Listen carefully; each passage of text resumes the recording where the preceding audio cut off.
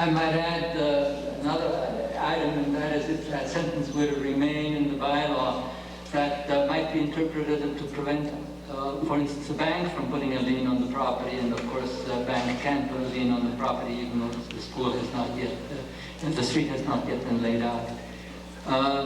Mr. Pasquale. Thank you.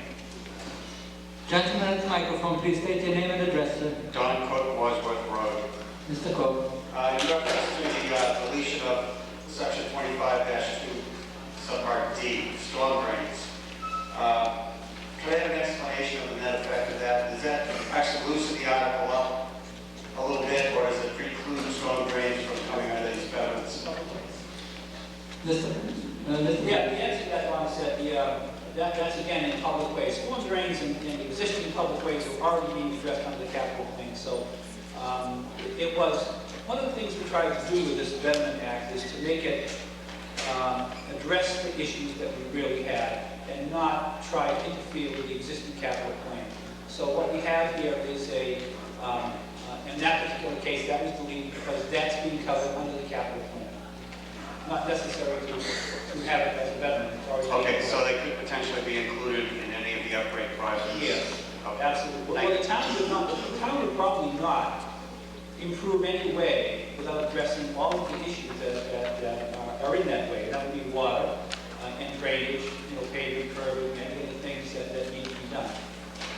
Thank you. Gentlemen in the center section, please state your name and address, sir. Can you go to the microphone, please, sir? I got a strong voice. Go ahead, use your strong voice. Eddie Wheeler at Central Street.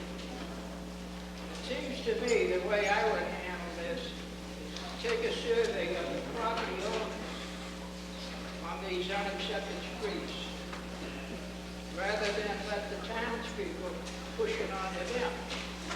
In fact, they may be satisfied if not consider this a benefit on the roads that they live in, to live on.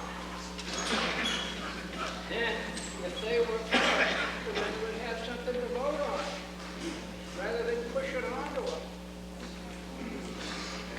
Well, first of all, if it's a betterment that's brought to the town does not bring the betterment to the people. The people ask the town for the betterment.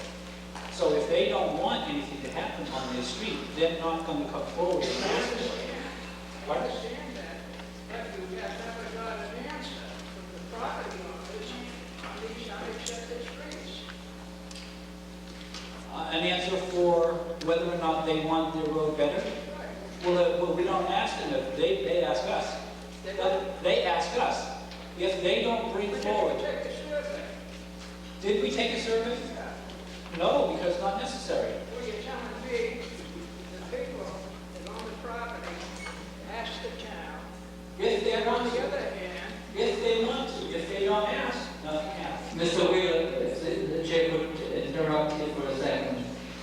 The purpose of Article 3 is to establish the legal mechanism by which individual people like you and I can petition the town to have some work done in order to improve that is of general benefits to themselves and to their neighbors, which is called a betterment. And it is not specifically to implement any betterment, nor to push any betterment upon people. If I make myself clear. I understand what you're saying, but in Charlestown, for over 200 years, they've had unaccepted alleys in there. Down in Reading, they have unaccepted streets. Well, that's probably true. And it's likely that the people that live on these unaccepted streets do not wish to have any change made, especially if more than 50% of them wish to have no change made, do not bring a betterment forward, then they will stay just the way they are. If the survey was made before this article was inserted in the warrant, we wouldn't have to be discussing it now. Okay, any further discussion? Article 3 is an amendment to the code of the town of North Reading. And that doesn't tell me whether it's a general bylaw or a a zoning bylaw and in the absence, general bylaw, which requires a simple majority of the members present and voting here tonight to adopt. So on Article 3, all those in favor, please say aye. Aye. Those opposed? No. Carried.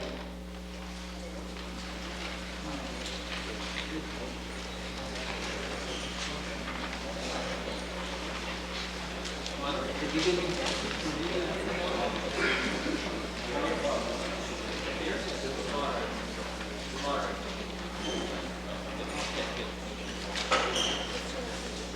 Chair was absent-minded.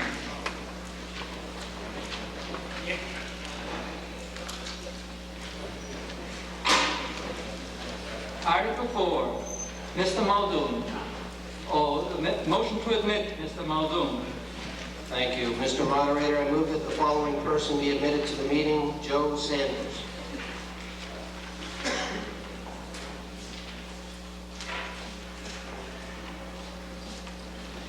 You've heard the motion to admit Joe Sanders to the meeting. All those in favor, please say aye. Aye. Those opposed? Unanimous. Now, before we move any further, the chair has two volunteers who have agreed to count votes in case we need a counted vote. And they are Joe Vino in the section to my right, your left, and Jim Bagan in the section in the center. And I just saw Mr. Laidotis arrive. Mr. Laidotis, would you be in a position to help us count votes tonight? Mr. Drew Laidotis. Okay, thank you. Then, Mr. Laidotis, if you please would take the section in front and the section you're seated in. I would appreciate it. Article 4, Mr. Muldoon. Mr. Moderator, I move to amend the code of the Town of North Reading general bylaws by amending Chapter 80 hazardous materials as specified in Article 4 as printed in the warrant.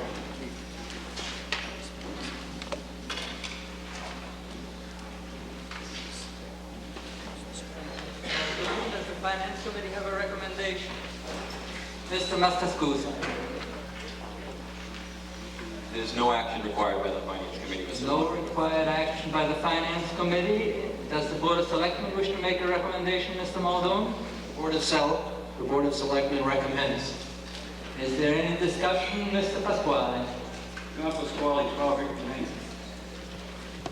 I'm very familiar with CMR 527 when it was adopted. In fact, I was asked to rewrite the original underground tank in the town, and I appreciate everything's being up to. But the question I really have, this really has to do with gasoline storage tanks. And what bothers me is there's a lot of residents that have fuel oil tanks in the town. And I would like to get some clarification. Where is it written in our town, any policy relative to the renewal of fuel oil tanks? I'm talking about people now spending an inordinate amount of money to take a 275-gallon fuel oil tank out because someone says you have to take it out. So where is it written? Because it's not covered under this here.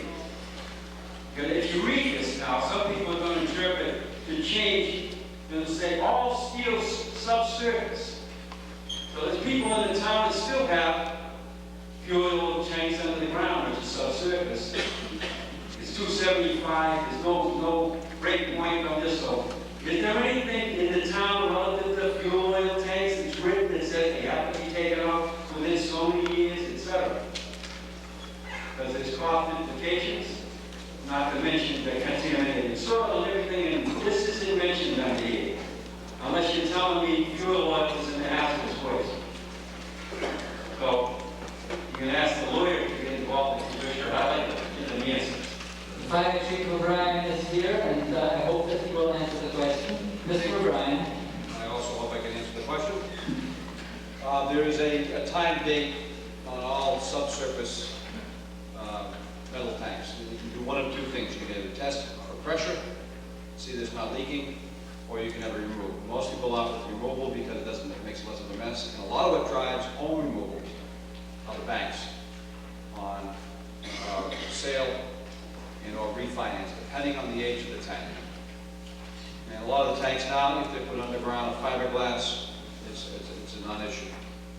So as far as the homeowners go, it's really a matter of, and off the top of my head, I couldn't tell you, I think it's around 20 years. You have to have it tested and or removed. Most of us we often remove it because of the liability when they sell the house or try to refinance. Any further discussion? Mr. Simpson. Please state your name and address, Mr. Simpson. Scott Simpson, 251 Swan Road. Do these regulations apply to underground propane tanks? Do these regulations pertain to underground propane tanks? Mr. O'Brien. I do not believe they do. No. Any further discussion? Hearing none. On Article 4, all those, as the general bylaw amendment requires a simple majority vote. On the motion, all those in favor, please say aye. Aye. Those opposed? Unanimous. Article 5. Mr. Muldoon. Mr. Moderator, I move to amend the Code of the Town of North Reading General Bylaws by combining Chapter 139, Recreational Vehicles, with Chapter 185, Vehicles Recreational, as specified in Article 5 as printed in the warrant.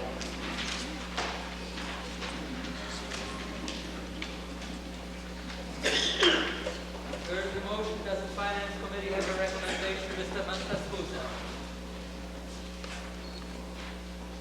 Mr. Moderator, there's no action required by the Finance Committee. No action required by the Finance Committee. Does the Board of Selectmen wish to make a recommendation, Mr. Muldoon? The Board of Selectmen recommends this article. Is there any further discussion? Here, Mr. O'Brien, the other Mr. O'Brien, Mr. Nick O'Brien. Nick O'Brien, 99 Park Street. I just have a question concerning business. I read Article 11, restrictions on use, 185 operation in a residential zone. In the states, it shall be unlawful to operate for recreation or pleasure. What about a business, somebody surveying property or getting involved as a police department as recently with these type of vehicles? Does this also pertain to business, or does it say right there vehicles for recreation purposes only? This is supposedly just a recodification of existing bylaw with no change in substance, and only a recodification would be in order under the article that is before us. So regardless what the situation is, we can change it at tonight's meeting, and therefore discussion of the thing is really off the subject, is outside the scope of the warrant. So is there any further discussion? Hearing none. All those in favor, this is an amendment to the general bylaws of the town of North Reading and requires a simple majority vote. On the motion, all those in favor, please say aye. Aye. Those opposed? Unanimous. Article 6. Mr. Muldoon. Mr. Moderator, I move to appropriate $352.32 from Hillview Revenue and $143.121.04 from Water Revenue to pay FY03 bills.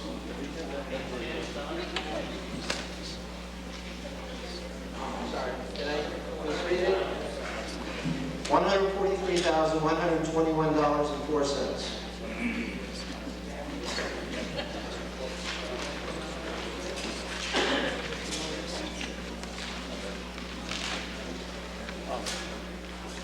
The motion to appropriate $352.32 from Hillview Revenue and $143,121.04 from Water Revenue to pay prior year's bills. Prior year's bills at an annual meeting requires a 4/5 vote.